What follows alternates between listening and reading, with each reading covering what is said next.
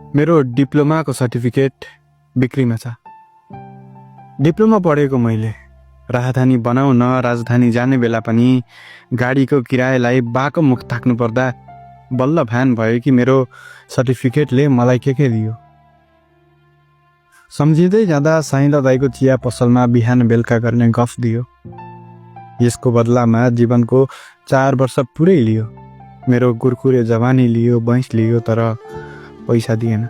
सर्टिफिकेटमा भएका 88% अङ्कले 88 ठाउँमा मान्छे नभएपछि घरका तामाका गाग्री लियो त्यो बेसीको खेत, गोठका खसी पाठा लियो। यति लिएर पनि न मलाई पेसा दियो न पैसा दियो। मेरो जस्तै सर्टिफिकेटमा 67% अङ्क भएको साथीको 6-7 जना मान्छे रहेछन् ओहदामा।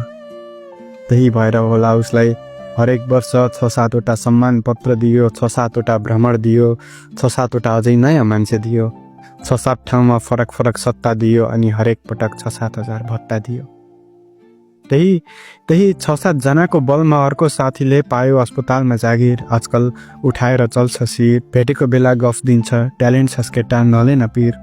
अनि म उसलाई भन्छु मेरो यो ट्यालेन्टले न लोकसेवामा स्थान दियो न त दियो करारमा जागिर। अनि साथी मैले कसरी नगरौँ पिर।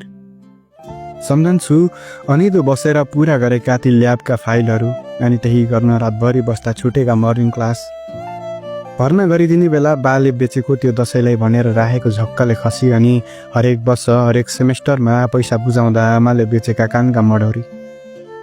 लायक बन्ला भनेर बाले दुःख सुख गरी पढाएर पाएको सर्टिफिकेटले जागिर नपाउँदा नालायक महसुस गराएको छ। त्यही भएर अब राजधानी बनाउने पैसाको जो गर्न मेरो डिप्लोमाको सर्टिफिकेट बिक्रीमा छ।